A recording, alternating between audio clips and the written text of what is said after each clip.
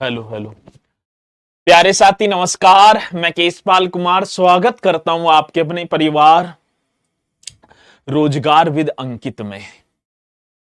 आशा करता हूं कि भैया जी आप सभी अच्छे होंगे, बढ़िया होंगे, खुशहाल होंगे और जहां भी होंगे एकदम शानदार एवं जानदार होंगे। प्यारे साथी देखा जाए तो शाम के बज चुके हैं 5 और आप सभी को पता है कि एक बहुत ही शानदार हमारी यूपी जी के और उस टॉपिक उस सब्जेक्ट की यहां पर बात चल रही है जो कि परीक्षा के पॉइंट से देखा जाए तो अपने में बहुत ही इंपोर्टेंट होने वाला है। ऋषिका गोरा जी हमारे साथ हैं। जय श्री कृष्ण सर जी, जय श्री कृष्ण आपकी स्वीकार होगी। विमल कुमार जी भी मेरे साथ जुड़ते हुए, अमित प्रजापति हैं और देखूं तो sir ji Sonia Sharma, good evening sir ji, Khushi Chaudhary, Rupali, Aman Kumar ji और कालू कुमार जी, दिव्या मिश्रा, जितेंद्र, तो सभी यहां पर जुड़ते हुए और जो साथी ना जुड़े हैं तो एक बार स्पीड के साथ जुड़ जाएंगे और फिर हम अपने इस सेशन को एक शानदार तरीके से स्टार्ट भी कर पा रहे होंगे। तो आज टॉपिक होगा उत्तर प्रदेश के संगीत कला ही तो है। हाँ सर जी, उत्तर प्रदेश की संगीत कला। तो आप हेडिंग डाल देना उत्तर प्रदेश की। हाँ सर, उत्तर प्रदेश संगीत कला, ये आप सभी को एक जो है हेडिंग डाल देनी है, उत्तर प्रदेश की संगीत कला। ठीक है, तो उत्तर प्रदेश फॉल्क की म्यूजिक की बात है। उत्तर प्रदेश, उत्तर प्रदेश फॉल्क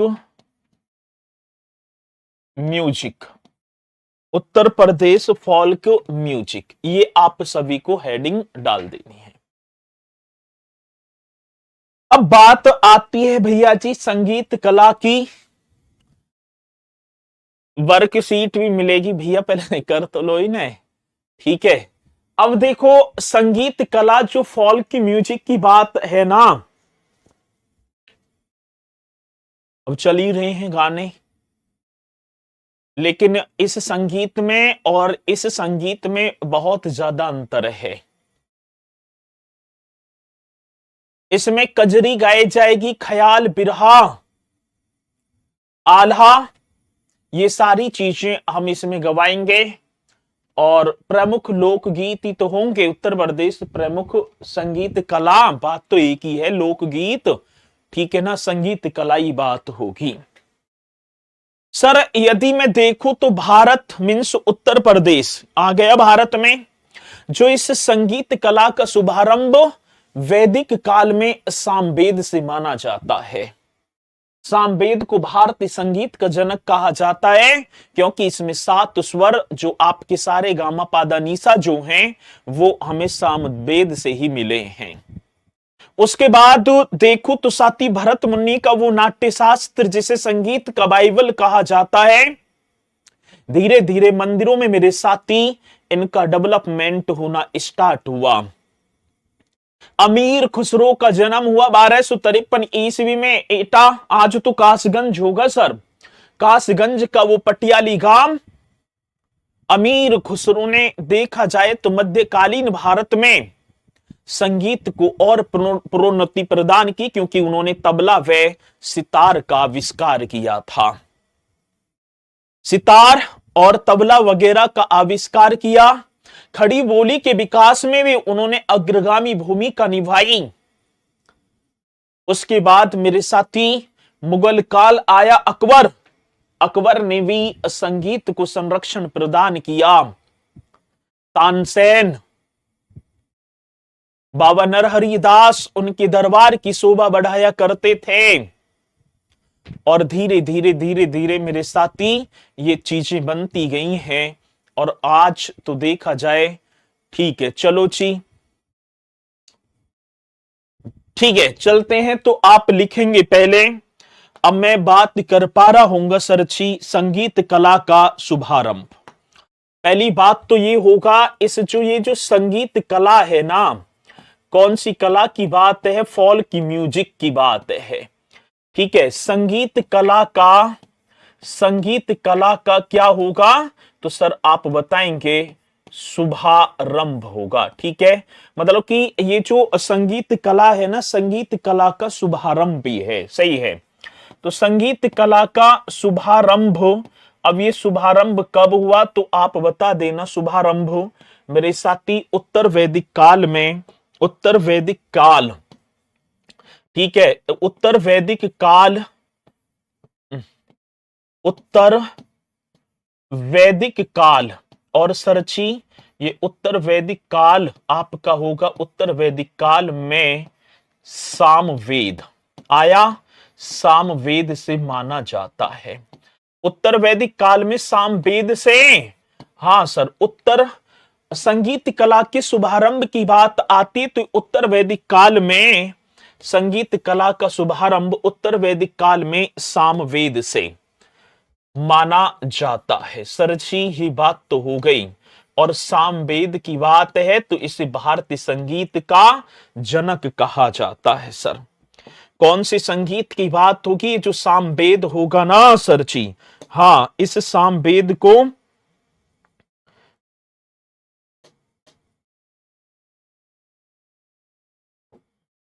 यह कि वे कहां चलेगी, और चलो भाई ना मिल रहे तो ठीक है। सामवेद को भारतीय संगीत का जनक कहा जाता है। भारतीय भारतीय संगीत का फादर, भारतीय संगीत का, भारतीय संगीत का जनक। एकदम राइट क्वेश्चन, भारतीय संगीत का जनक।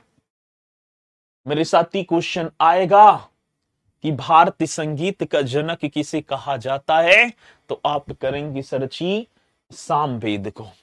सर जी लाइट बढ़ा लो, ये अपने फोन की ब्राइटनेस बढ़ा लो। और यदि मैं यहाँ जी के स्टूडियो की बात करूं तो तुम्हें मेरी आंख भी लगती होंगी कि छिपी छिपी सी है। वो लाइट का इतना तेज प्रकाश रहता है। यहाँ के भाई साहब एक आलपिन भी गिर गई ना स्टेपलर की, वो भी ऐसे चौड़े में दिखाई पड़ जाएगी तुम्हें, वो पड़ी। ठीक है, 6 का चश्मा लग रहा सही आपकी आंखों में। भारतीय संगीत का जनक किसे कहा जाता है तो आप बताएं। हाँ, आप करवाऊंगा पंडित रविशंकर को भी। ठीक है, तो ये आप एकदम राइट करेंगे। अब धीरे धीरे चले, भरत मुनि द्वारा रचित नाट्य शास्त्र को तो संगीत का बाइबिल कहा जाता है सर जी। अच्छा, हाँ, नाट्य शास्त्र, और नाट्य शास्त्र के रचयिता कौन है? भरत मुनि, जिसे संगीत का बाइबिल कहा जाता है। ये पॉइंट और लिखेंगे। हाँ सर जी, भरत मुनि द्वारा रचित कौन से मुनि जी होंगे? तो आप लिख देना भरत मुनि द्वारा रचित, भरत मुनि द्वारा रचित। ठीक है ना, क्या? नाट्य शास्त्र। सर जी क्या होगा? तो भैया जी नाट्य शास्त्र, भरत मुनि द्वारा रचित नाट्य शास्त्र को इस तरीके से आप लिख देना। भरत मुनि द्वारा रचित नाट्य शास्त्र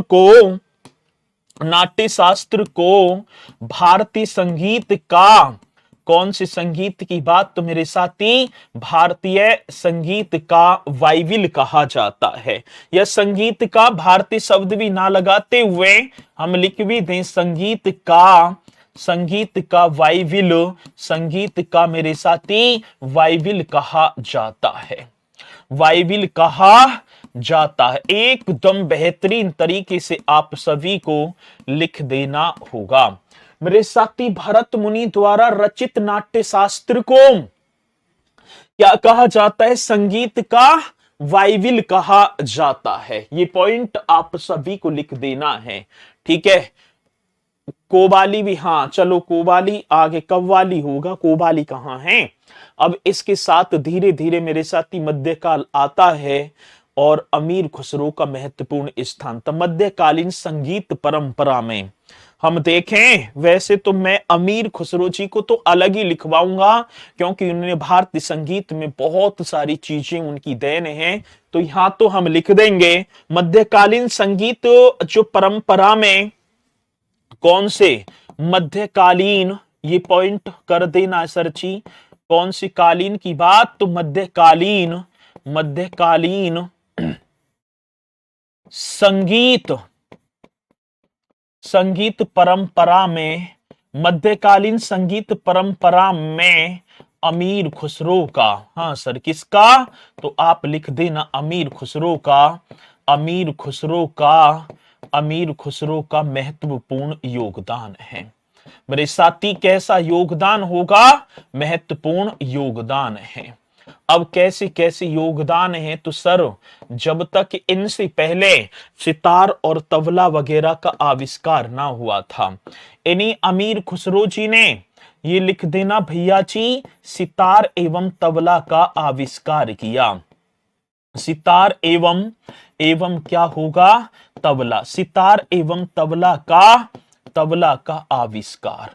ठीक है, सितार एवं तबला का आविष्कार, आविष्कार किसने किया था, मेरे साथी अमीर खुसरो ने। बड़ा बेहतरीन क्वेश्चन होगा सर जी। ठीक है, आप बता देना कि सितार एवं तबला का आविष्कार किसने, अमीर खुसरो ने किया था। ये पॉइंट आप सभी को बताते चलना है। थोड़ा सा टॉपिक अभी बन जाएगा ये, ठीक है, क्योंकि स्टार्टिंग है तो यहां से लगेगा भी। और साथ ही अमीर खुसरो ने ईरानी शैली की तरह कव्वाली, तराना, कोलकल बाना, नक्शे गुल आदि शैलियों की स्थापना की थी। ठीक है, अमीर खुसरो जी ने कव्वाली जो गाते हैं आप, हाँ सर किसने, तो आप लिखेंगे अमीर खुसरो ने। बहुत ही शानदार सा क्वेश्चन है सर।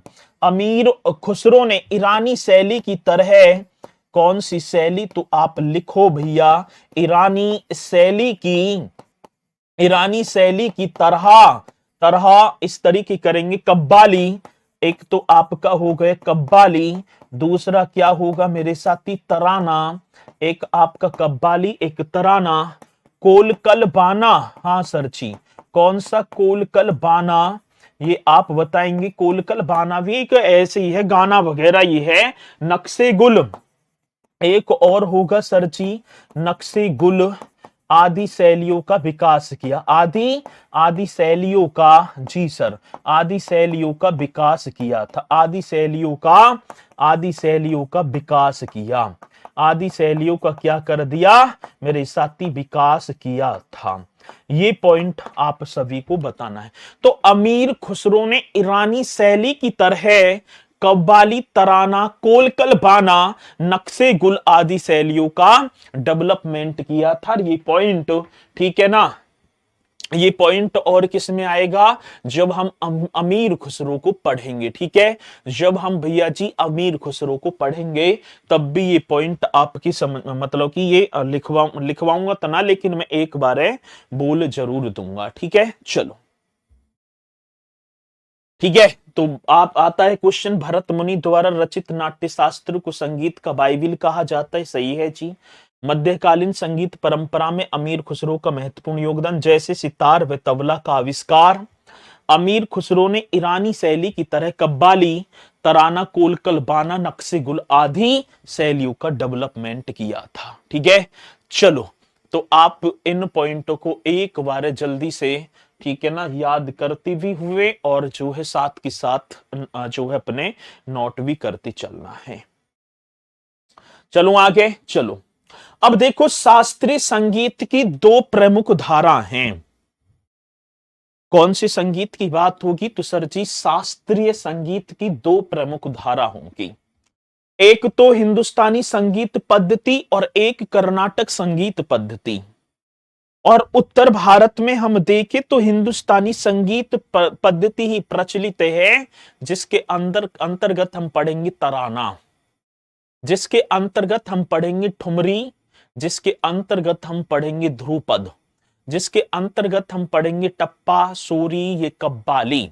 तो इन सारी चीजों को हम पढ़ेंगे आशीष भास्कर जी। ठीक है, आगे बात समझ में। भारतीय संगीत की दो प्रमुख धारा हैं, या आप ऐसे भी लिख सकते हैं, शास्त्रीय संगीत की, शास्त्रीय,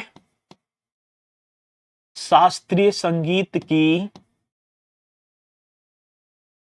संगीत की दो प्रमुख धारा हैं। शास्त्रीय संगीत की दो प्रमुख धारा, ठीक है, दो ही धारा हैं। अब किसकी बात कह रहे हैं सर जी? शास्त्रीय संगीत की दो प्रमुख धारा। अब एक आपका होगा हिंदुस्तानी संगीत, एक कौन सा होगा सर जी? हिंदुस्तानी संगीत पद्धति, या धारा हम बोल दें, बात एक ही होगी। दूसरा आपका होगा सर जी कर्नाटक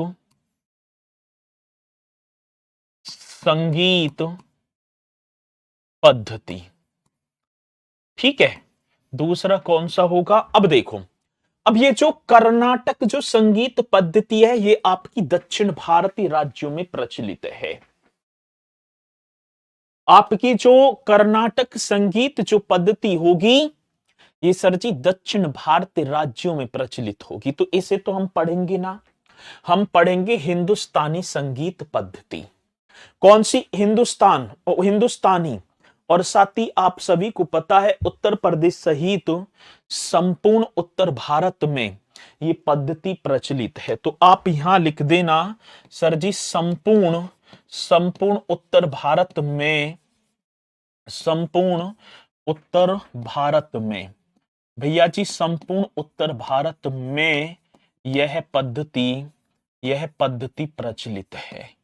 आगे बात समझ में? संपूर्ण यह पद्धति प्रचलित है, ये पॉइंट आप सभी को लिखना होगा। आगे बात समझ में? हाँ सर, आगे बात समझ में? संपूर्ण उत्तर भारत में मेरे साथी हिंदुस्तानी संगीत पद्धति, और इसी पद्धति को हम पढ़ेंगे।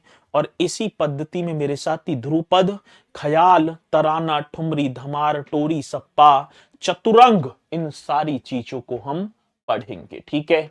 वॉइस मेरी डबल है जी, देखियो भैया, वॉइस मेरी डबल है या इन्होंने चलती क्लास में यदि इन्होंने दिक्कत कर दी, ठीक है ना आर्यन सैनी जी, यदि आप बोल रहे हैं ना कक्षा में डबल जो है आवाज आ रही है, तो आपके पास 1 सेकंड में कॉल पहुंच जाएगी, ठीक है। वॉइस डबल, देखियो भैया, वॉइस में डबल है या इन्होंने चलती क्लास में यदि इन्होंने दिक्कत कर दी, ठीक है ना आर्यन, वॉइस अच्छी आ रही है, ये तो कह रहे हैं नो सही है। इनका नंबर निकालो, कॉल करो इन पे, चलती क्लास में डिस्टर्ब करा इन्होंने, ठीक है। चलो भैया, तो ये एकदम राइट हो गया, एक ये करेक्ट है। और सर जी इसमें ध्रुपद अब पढ़ेंगे हम, ठीक है। जो हिंदुस्तानी संगीत पद्धति में 10 मुख्य विधाएं विस्तृत हुई, और ये विकसित जो हुई हैं, तो हम पढ़ें सर जी हिंदुस्तानी संगीत पद्धति। कौन सा? तो आप लिखेंगे इसकी हिंदुस्तानी संगीत, जो म्यूजिक की बात है, हिंदुस्तानी संगीत पद्धति, हिंदुस्तानी संगीत पद्धति की दो मुख्य धाराएं, पद्धति की मतलब कि इसमें हिंदुस्तानी संगीत पद्धति में 10 मुख्य विधाएं, ऐसे भी लिख सकते हैं, हिंदुस्तानी संगीत पद्धति में 10 मुख्य, हाँ सर, कितना? 10 मुख्य धाराएं विकसित हुई, 10 मुख्य धाराएं विकसित। अब या विधाएं भी हम लिख सकते हैं, ठीक है, या धाराएं, बात एक ही होगा, 10 मुख्य विधाएं विकसित हुई सर। अब वो कौन कौन सी हैं, तो आप एक बार देखो, विकसित हुई, ठीक है। चलो जी, अब 10 की बात आती तो सर जी एक आपका होगा ध्रुपद, हम उन्हीं पॉइंटों को करेंगे जिन्हें हम पढ़ेंगे सर जी। अब 10 में से एक आप पढ़ेंगे सर ध्रुपद। कौन सा? एक आपको पढ़ना है ध्रुपद। अब सारी ना करनी, वैसे मैं बताऊंगा। दूसरा आपका ख्याल, ख्याल गाते हैं बड़े बूढ़े, ख्याल आ जाते हैं, ठीक है। तराना आप करेंगी सर जी तराना। तराना भी एक हिंदुस्तानी संगीत पद्धति में एक विद्या है। ठुमरी, गिरिजा देवी को ठुमरी की रानी कहा जाता है, सभी को पता है सर जी। एक आपका होगा धमार। एक कौन सा भैया जी धमार आपने किया होगा सर? एक होरी। होरी, ठीक है ना, होली ना होरी।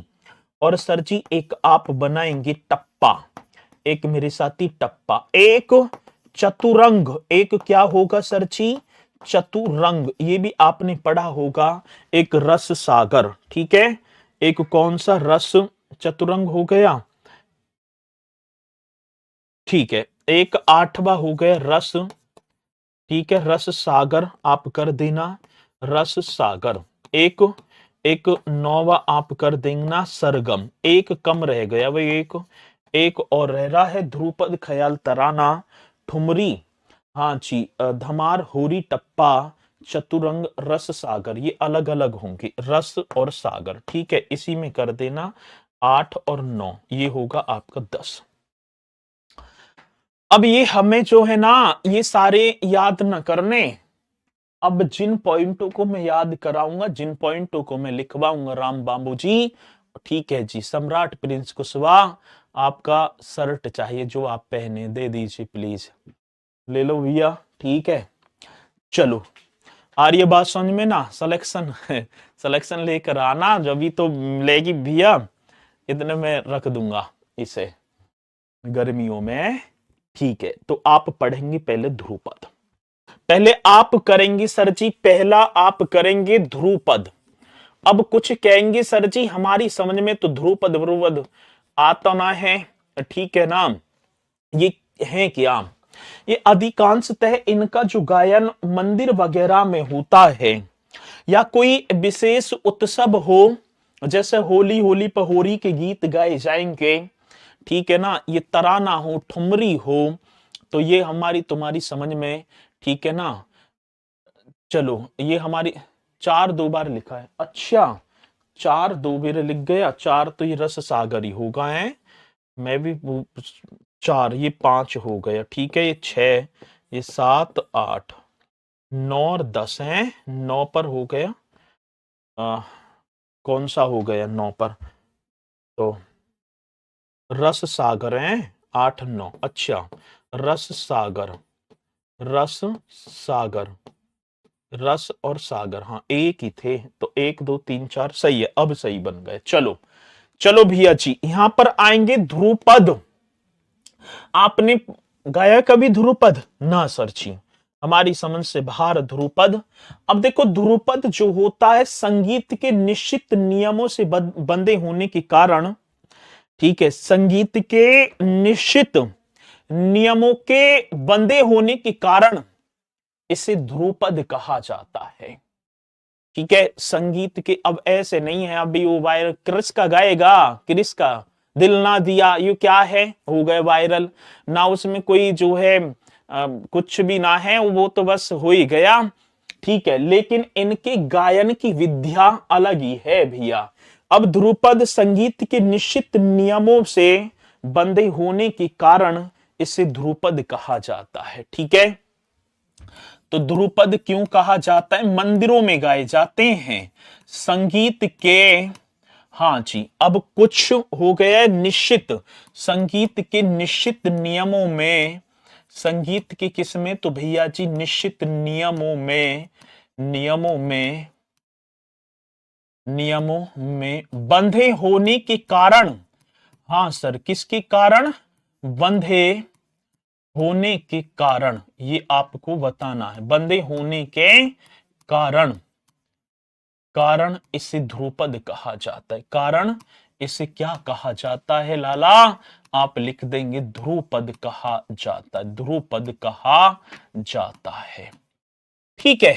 अब संगीत के कुछ नियमों में बंधे होने के कारण मेरे साथी इसे क्या कहा जाता है? ध्रुपद कहा जाता है, ध्रुपद। अब देखो, इस ध्रुपद की जो उत्पत्ति हुई, हाँ सर, किसकी? तो ध्रुपद की उत्पत्ति की बात आती, भाई ध्रुपद निकला कहां से? मंदिरों से, सारे ये जो है मंदिर से ही स्टार्टिंग इनकी होगी। ध्रुपद भैया जी इनकी उत्पत्ति मंदिरों से मतलब कि निकल जाते हैं। आगे बात समझ में। आज क्वेश्चन पूछ लिया जाए कि संगीत के कुछ निश्चित नियमों में बंधे होने के कारण डॉट डॉट डॉट डॉट कहा जाता है ध्रुपद। ध्रुपद की उत्पत्ति हमसे पूछी गई ना सर, ध्रुपद की उत्पत्ति ये कब होती है, मतलब कहां, मंदिरों में होती है सर। भाषा तो ब्रज है और संस्कृत अक्षरों का प्रयोग भी किया जाता है। आज ध्रुपद की भाषा, यदि हमसे क्वेश्चन आ जाए कि ध्रुपद की जो लैंग्वेज होगी, ध्रुपद की लैंग्वेज एकदम राइट कर देना मेरे साथी। ध्रुपद की लैंग्वेज ये क्या है? ध्रुपद की लैंग्वेज भाषा तो आप बताएंगी ब्रज भाषा सर जी, ब्रज भाषा इसकी होगी। लेकिन यहां पर हम देखें संस्कृत के अक्षरों का, संस्कृत अक्षरों का प्रयोग किया जाता है ब्रज भाषा। और आप ये पॉइंट और लिखेंगे, और संस्कृत के अक्षरों का, संस्कृत के अक्षरों का प्रयोग किया जाता है, अक्षरों का, संस्कृत के अक्षरों का प्रयोग किया जाता है, प्रयोग। ठीक है, चलो अब क्वेश्चन आ जाए कि ध्रुपद की लैंग्वेज ये कौन सी भाषा में, मेरे साथी ब्रज भाषा। एक और बात है, इसमें संस्कृत के अक्षरों का प्रयोग भी किया जाता है, किसमें? ध्रुपद में। सर जी एक और बात होगी, इसमें किसका प्रयोग, वाद्य यंत्र, कौन से इंस्ट्रूमेंट होंगे? तो भैया जी आप वाद्य यंत्र की बात जैसी आई तो आप एकदम राइट करेंगे, वाद्य यंत्र। मेरे साथी वाद्य यंत्र आप तंबूरा बजाओ सर, और पखावज, तंबूरे मतलब तंबूरे का प्रयोग किया जाता है, तंबूरे और पखावज का, एकदम राइट क्वेश्चन, तंबूरे और पखावज। आगे बात समझ में सर जी, तंबूरे और पखावज का इसमें प्रयोग किया जाता है आज ध्रुपद में सर। ठीक है, आगे बात समझ में। चलो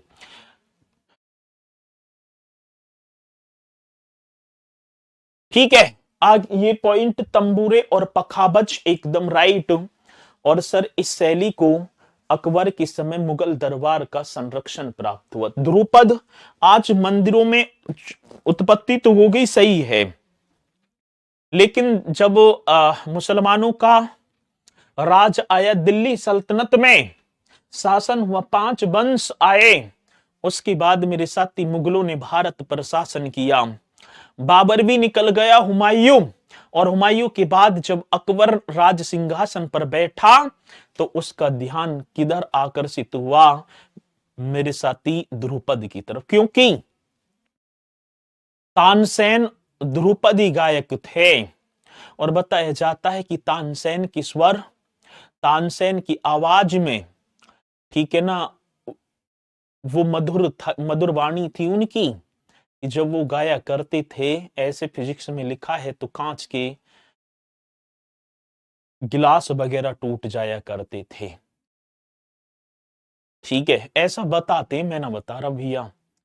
ठीक है, चलो जी, तो आप करेंगे जैसे जैसे बढ़े अकबर के समय मुगल दरबार का, इस शैली को ये लिख देना, इस शैली को अकबर की दरबार में, ठीक है, इस शैली को अकबर के, हाँ सर, इसके अकबर के दरबार में, अकबर के दरबार में संरक्षण, अकबर की दरबार में संरक्षण प्राप्त हुआ,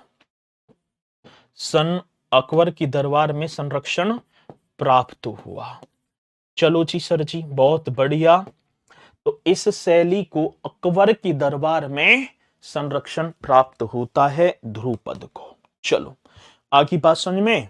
और अकबर की दरबार में सर्वश्रेष्ठ ध्रुपद गायक थे तानसेन, बाबा गोपाल दास और जी के स्वामी हरिदास, तानसेन जी। अकबर के दरबार के मतलब कि अकबर के दरबार में संरक्षण प्राप्त हुआ। अब ये आप लिखेंगे अकबर के दरबार के, ठीक है ना, अकबर के दरबार के 3 तीन ध्रुपद गायक, तीन ध्रुपद गायक। अब वो कौन कौन से तीन ध्रुपद गायक? एक नाम आपने पढ़ा सर जी, एक नाम था भैया जी तानसेन। एक नाम आप करेंगे तानसेन, एक नाम पढ़ेंगे आप बाबा गोपाल दास। ठीक है, एक बाबा गोपाल दास और साथी नर हरिदास। यहां लिख दो नर हरिदास की बन गई शिष्य है, नर हरिदास। चलो जी, आगे बात समझ में? या स्वामी हरिदास, स्वामी हरिदास ही करो। ठीक है, ये आप लिखो नर हरिदास जी तो समझ में ना आवे, स्वामी, स्वामी हरिदास। ठीक है, स्वामी हरिदास। आगे बात समझ में? चलो एक बार वो प्यारा सा थंब का निशान और फिर चलते हैं हम आगे की तरफ। अमित कुमार जी, सर ये लाइव है क्या? और क्या है भैया, लाइव ना है तो क्या है? ध्रुपद आज भी गाया जाता है, बिल्कुल गाया जाता है, आज भी गाया जाता है। ठीक है, अब चले प्रमुख घराने में पंडित रविशंकर। अरे पंडित रविशंकर अभी सारे हो जाएंगे। ठीक है, ये पॉइंट आप कर देना। और सर हाँ जी, एक तो डागरी घराना उत्तर प्रदेश और बिहार से, मतलब कहने का ये होगा ध्रुपद, ध्रुपद का एक घराना आता है डागरी। सर जी कौन सा? तो आप लिख दो ध्रुपद का, ध्रुपद का डागरी घराना। मेरे साथी किसका? ध्रुपद का डागरी घराना, ध्रुपद का डागरी घराना। जी सर, ध्रुपद का डागरी घराना उत्तर प्रदेश व बिहार से संबंधित है। उत्तर प्रदेश व बिहार से संबंधित है। एकदम बढ़िया तरीके से छाप देना है, ये भी आप सभी को करना होगा। ठीक है, चलो सर, तो उत्तर प्रदेश मतलब कि ध्रुपद का एक डागरी घराना। अब क्वेश्चन आ जाता है कि ध्रुपद से कौन सा घराना संबंधित है? तो मेरे साथी डागरी घराना। चलो जी, यहां तक बात एकदम सत्य है, सत्य कर दो जी। ठीक है, बीरबल कौन से गायकार थोड़ी थे। ठीक है, चलो ये पॉइंट आप एकदम कर देंगे बढ़िया तरीके से। अब इसी के साथ चलते हैं हम भैया जी ख्याल। अब दूसरे पर आ जाओ, अब दूसरे की तरफ हम बढ़े और दूसरा आपका होगा सर जी ख्याल। ठीक है, अब हम ऐसी ध्रुपद की तरह भैया जी ख्याल भी हम करेंगे। अब आप एक हेडिंग और डाल दो, ख्याल। चलो जी, अब ख्याल भी हम पढ़ें। साथ ही एक और बात है, हिंदुस्तानी संगीत की जो ये जो है ना, हिंदुस्तानी संगीत की जो ख्याल शैली है, इसकी उत्पत्ति का श्रेय किसको जाता है? ख्याल, ख्याल की उत्पत्ति का श्रेय जाता है अमीर खुसरो को। पहले तो आप सभी को लिखना है भैया जी, ख्याल की जो उत्पत्ति हुई थी, आज उत्पत्ति का श्रेय एकदम राइट करेंगे, उत्पत्ति का श्रेय हो गया अमीर खुसरो। जी सर, कौन सी खुसरो जी? अमीर खुसरो राइट है। हाँ सर, मारे तो एकदम करेक्ट है। मेरे साथी ख्याल, ख्याल की जो उत्पत्ति है, इस उत्पत्ति का श्रेय किसको जाता है? आप बता देना, अमीर खुसरो को। जौनपुर के सरकी सुल्तान मोहम्मद सरकी ने इसे विशेष महत्व दिया था। ख्याल को आप लिख देना, जौनपुर के एक सरकी सुल्तान थे। कहां की? तो मेरे साथी जौनपुर के सरकी, और सरकी सुल्तान का नाम क्या था?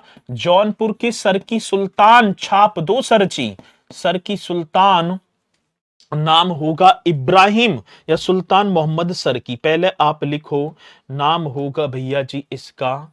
ठीक है, चलो या छोड़ो परे, यही आ जाओ। इब्राहिम याद आ रहा है?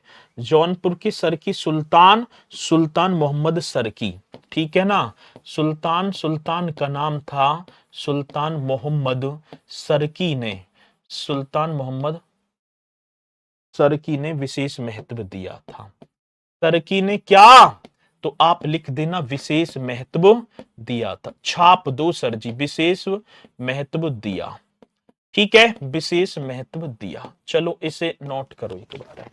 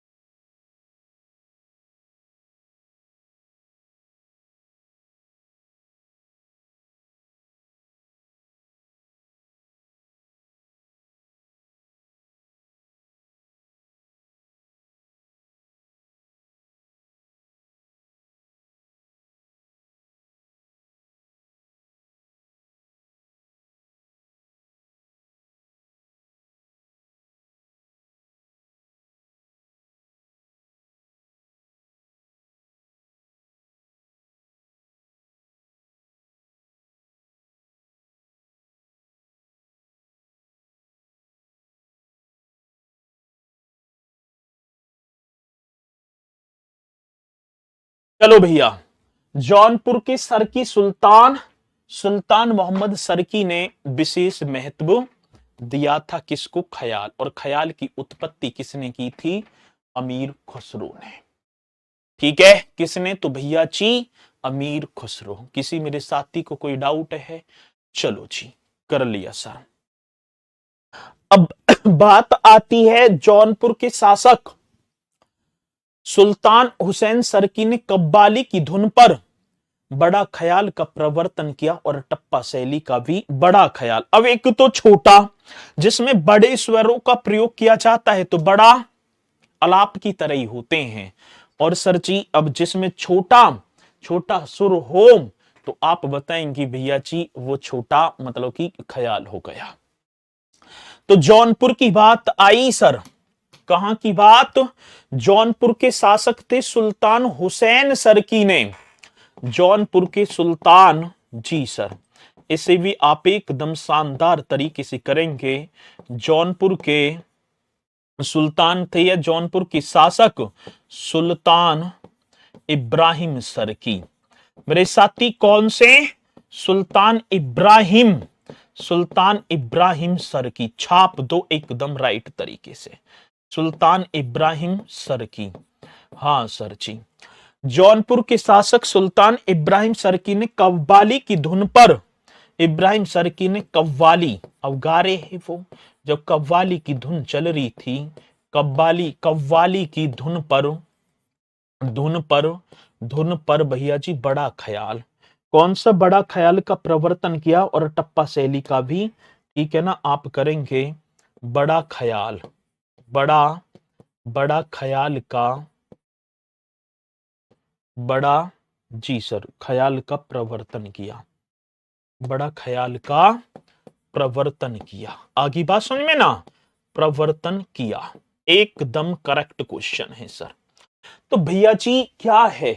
जौनपुर के शासक सुल्तान इब्राहिम सरकी ने कव्वाली की धुन पर बड़ा ख्याल का प्रवर्तन कर दिया। अब जब सर जी, हाँ ठीक है, तो बड़ा ख्याल का प्रवर्तन किया और टप्पा शैली का भी प्रवर्तन किया। और यहां लिख देना है टप्पा शैली का, और टप्पा शैली का भी प्रचलन किया, और टप्पा शैली का भी प्रचलन किया, और टप्पा शैली का भी प्रचलन किया। किसी भाई बहन को कोई डाउट है? नहीं सर, ठीक है।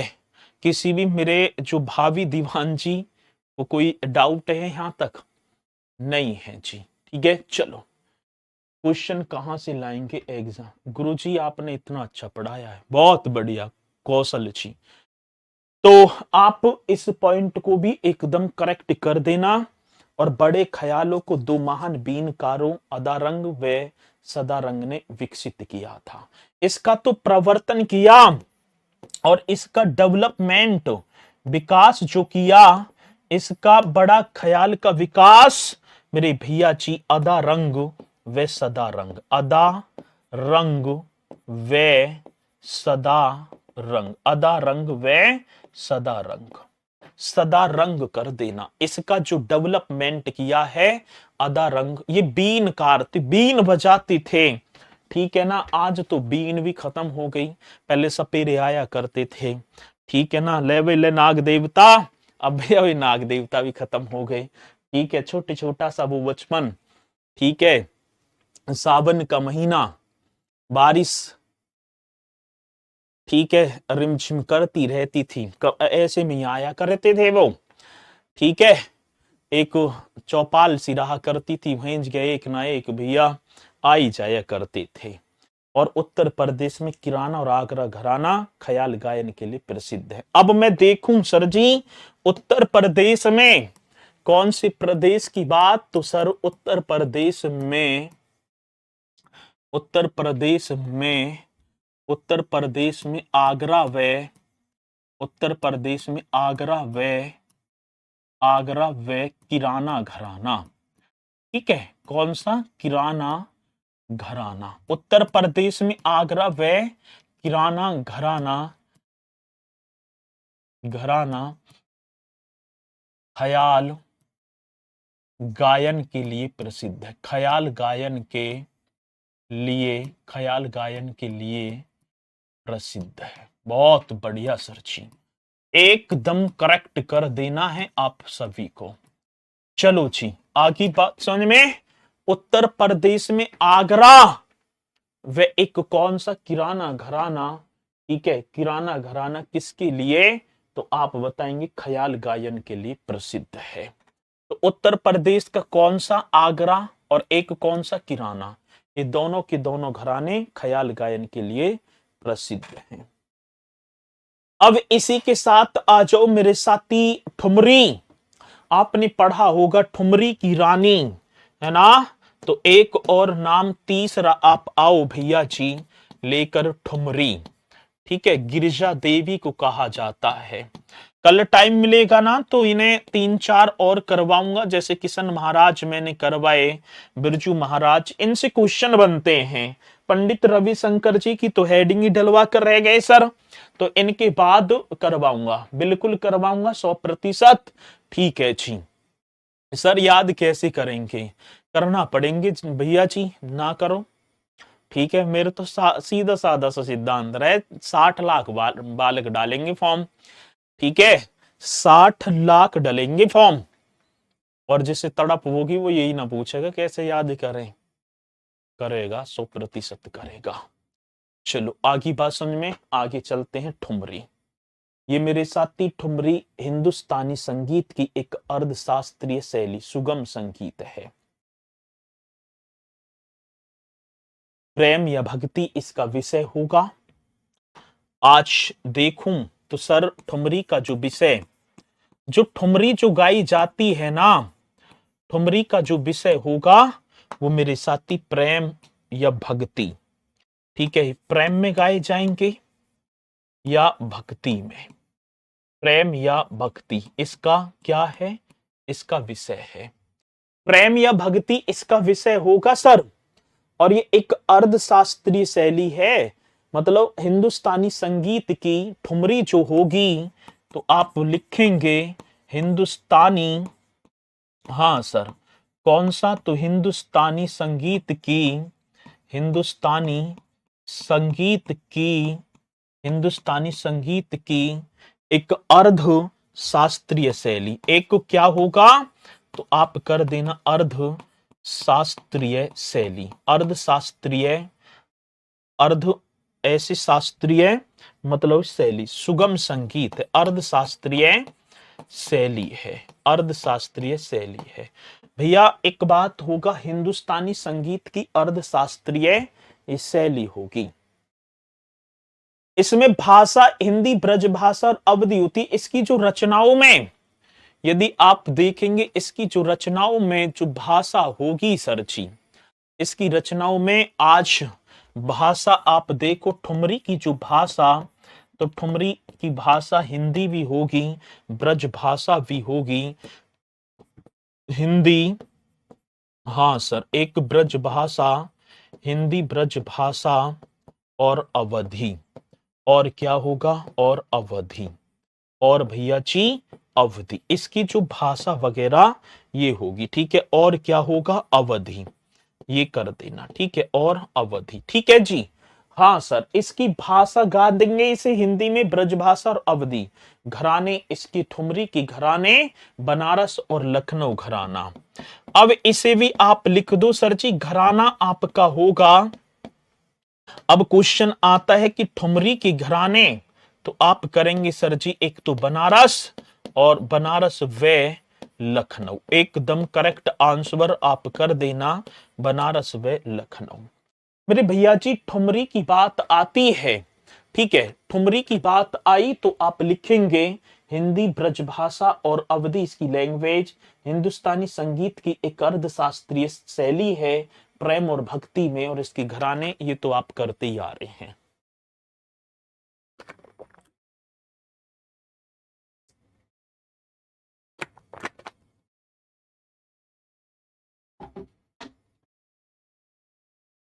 आज ना होंगे क्वेश्चन आंसर, कल होंगे जब टॉपिक कंप्लीट हो जाएगा, क्योंकि बीच में रह जाएंगे।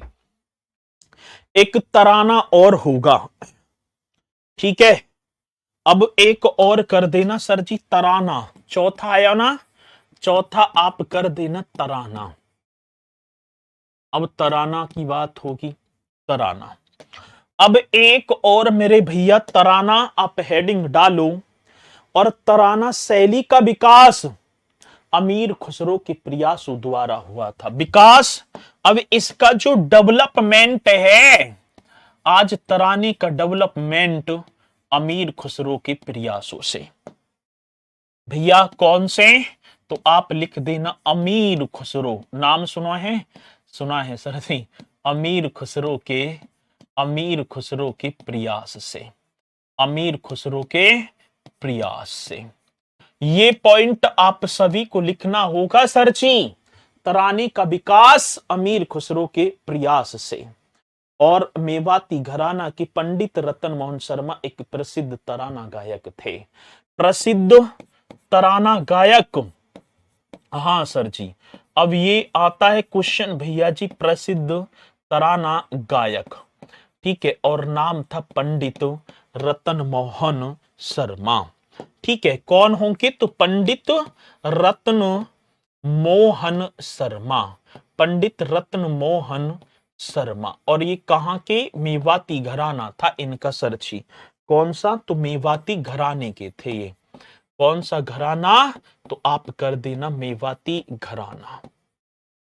चलो भैया जी, तो ये आपके हो गए, और कल से हम देखेंगे, ठीक है। और एक चीज यहां रह गई, ठुमरी तो होगी प्रसिद्ध, मतलब बेगम अख्तर ठुमरी की प्रसिद्ध गायिका थी। एक नाम ना सुना आपने, बेगम अख्तर का नाम, ठीक है, बेगम अख्तर, ये लिख देना, बेगम अख्तर ठुमरी की प्रसिद्ध गायिका थी, ठुमरी की प्रसिद्ध गायिका थी, ठुमरी की कैसी प्रसिद्ध गायिका थी, गायिका थी। तो ये पॉइंट आप सभी को नोट करना है मेरे साथी। यहीं से कल मुलाकात करेंगे अमन बुंदेला, जब या मैं प्रेम भक्ति सारे जो है हिंदी वर्ड बढ़ रहे हैं, तो इंग्लिश चलो करेंगे, ठीक है, बढ़िया तरीके से आप करते चलेंगे। इसी के साथ मेरे साथी कल मुलाकात करूंगा आप सभी से, और बेहतरीन से सेशन के साथ। लोकगीत तो रहेंगे, ठीक है ना, कजरी होगी, कजरी सर जी, और आपका क्या होगा, ख्याल भी होगा, ये सारी चीजें हम कल करेंगे। तो इसी के साथ मेरे साथी मुलाकात करेंगे। सक्षम पांडे ने पूरी कक्षा निकाल दी कि सर ये क्या लाइव क्लास है, समय लगेगा अभी है एक दो भर्ती में लगेगा समय। चलो बहुत बढ़िया, तो इसी के साथ सभी करेंगे मेरे साथी। जय हिंद, जय भारत।